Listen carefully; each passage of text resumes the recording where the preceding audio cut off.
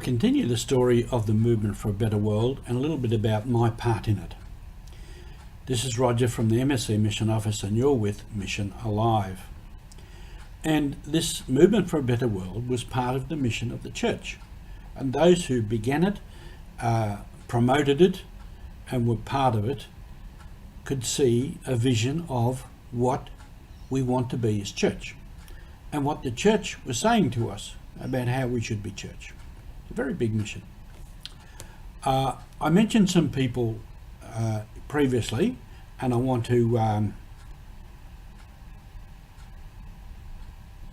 show you a couple of slides. This is Riccardo Lombardi, Jesuit priest. He began the movement for a better world. And he's a great preacher, and he had a great attraction for people by his preaching. And he worked very closely with Pius XII, Pope Pius XII. They had their moments, but it was a time in the church when there was much more communication and accessibility. So Pius and Riccardo could actually ring each other up and have a chat. And there's some stories about that. When the movement came to Papua New Guinea, the man who brought it back from that gathering in Nemi for the SVDs, Nemi is out of Rome, SVD run place, was Father Jerry Bus. He was Dutch and had worked in Papua New Guinea for quite some time at this stage, and he worked there until he was too old, and he went home and died in Holland. And his successor was Father Arnie Stephan, who was from the US of A and another SVD priest, and I took over from him. So it's a little bit of the story of these people and their part in it. Many stories in a long history. I first came in contact with it when I moved to Kabuna in the Barana Diocese and took over the Pastoral Centre for training of lay people for ministry. And in that, one of our priests, Father Leo Weirden, who was up in the mountains, he contacted Jerry Bus and asked about this Movement for a Better World and the what they offered for the renewal of parish and the renewal of diocese. and so it began there. So when something was moving on that, we had a meeting with the priests, and I ended up being the coordinator of that in the diocese.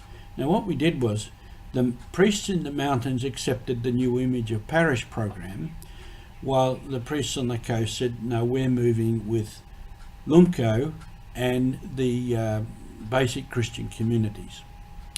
So I became involved there as the coordinator of the New Image of the Parish program in the diocese. While we were moving on that, at the national level, they introduced the diocesan program, which was, as I said before, was called Project for Renewal of Diocese, PRD, which goes wider and situates the basic Christian communities in the parish and the parishes in the diocese. And the idea is to renew the whole diocese and have the whole diocese sort of moving in one direction towards renewal. So that was my next involvement, and for that I became the pastoral vicar of the diocese. Which meant I had to travel widely all around the diocese. We ran assemblies, we ran workshops, we did retreats, because a big part of it was the spirituality. If you didn't have the real depth of the spirituality of communion, you couldn't grasp the rest of it. So the method without the spirituality is like, bones with no flesh. So we did a lot of work on all of that. And in that I became involved with the national team, who at the beginning was Jerry Bus and some others, some of the sisters and different people, and then with Father Arnie Stephan. And after quite a few years at Kabuna and Barana and running that, Arnie was getting old and he wanted to retire, so I moved up to Mount Hagen and took on the work of National Director. And in that, I became involved with about 8 different dioceses through PNG and Solomon Islands. And they were Wewak, Madang, Aitaby on the north coast, Dari Kiunga and Borena on the south coast, as well as a bit later the Archdiocese of Port Moresby, and then in Solomon Islands the Diocese of Auki and the Diocese of Gizo. And so I did quite a lot of travel for all of those things. And with that too, I was giving retreats to sisters, to priests, based on the spirituality of communion. So trying to promote this renewal of church. There was a lot of work and a lot of travel and a lot of experience. And every step of it convinced me more that we need to move forward as a church to become more of a church of communion. And things that I say on here, why we help people overseas from the Mission Office, to give people water, school fees, health, help missionaries, help the formation of priests. This is all building a church of the future.